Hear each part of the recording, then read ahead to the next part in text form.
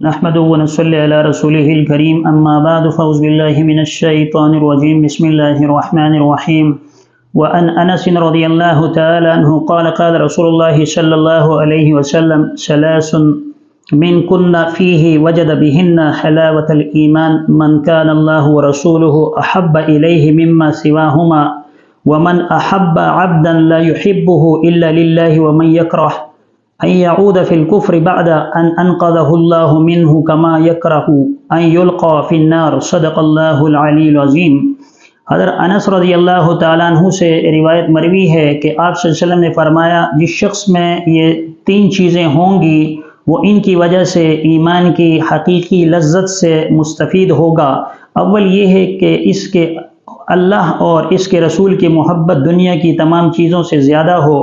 دوسرا یہ کہ کسی بندے سے اس کی محبت صرف اللہ ہی کے لیے ہو، اللہ ہی کی خوشنودی کے حاصل کرنے کے لیے ہو۔ اور تیسرا یہ ہے کہ جب اللہ نے اسے کفر کے اندھیروں سے نکال کر ایمان اور اسلام کی روشنی کی طرف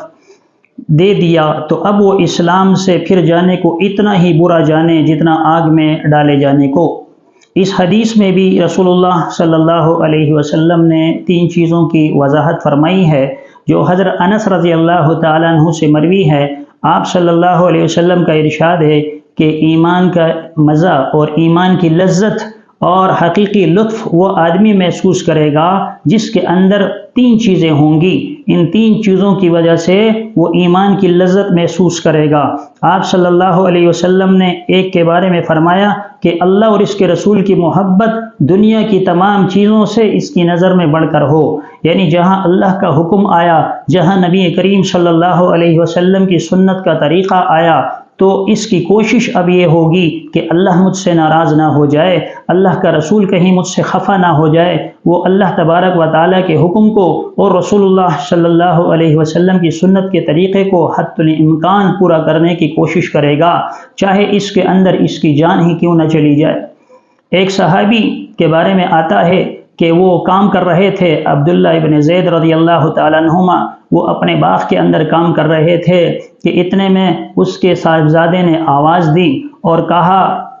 کہ رسول اللہ صلی اللہ علیہ وسلم کا دنیا سے انتقال ہو چکا ہے۔ وہ صحابی بڑے غمزدہ ہوئے اور بہت زیادہ رنجیدہ ہوئے، اور رنجیدہ ہونے کے بعد اللہ تبارک و تعالیٰ کی بارگاہ میں ہاتھ بلند کیے اور کہنے لگا، اے خداوند کریم، جن آنکھوں سے میں نے رسول اللہ صلی اللہ علیہ وسلم کو دیکھا ہے، اب اس کے بعد مجھے کسی دوسرے کے چہرہ ان آنکھوں سے مت دکھا۔ یعنی یہ صحابی کی محبت تھی، صحابہ کی الفت تھی رسول اللہ صلی اللہ علیہ وسلم کے ساتھ، جو رسول اللہ صلی اللہ علیہ وسلم کے دنیا سے جانے کے بعد اپنی آنکھوں سے دوسروں کو دیکھنا پسند بھی گوارا نہیں کرتے تھے۔ ایک صحابی رسول ہے، رسول اللہ صلی اللہ علیہ وسلم نے ان کی داڑھی پر ہاتھ پھیرا تو مرتے دم تک انہوں نے داڑھی کو منڈوایا نہیں، داڑھی کو چھوٹا نہیں کیا، حالانکہ شریعت کے اندر گنجائش ہے کہ اگر ایک مشت سے زیادہ ہو جائے اسے کاٹا جا سکتا ہے۔ لوگ آتے تھے اور کہا کرتے تھے کہ آپ داڑھی کو تھوڑا چھوٹا کر دیں، فرمایا نہیں، اس پہ رسول اللہ صلی اللہ علیہ وسلم کے دست مبارک لگے ہیں، میں انہیں کٹوا نہیں سکتا، میں انہیں چھوٹا نہیں کر سکتا۔ اسی طرح ہر چیز سے بڑھ کر اللہ اور اس کے رسول سے اس کی محبت ہوگی تو ایمان کی حلاوت اور ایمان کا مزہ وہی شخص چکے گا۔ اسی طرح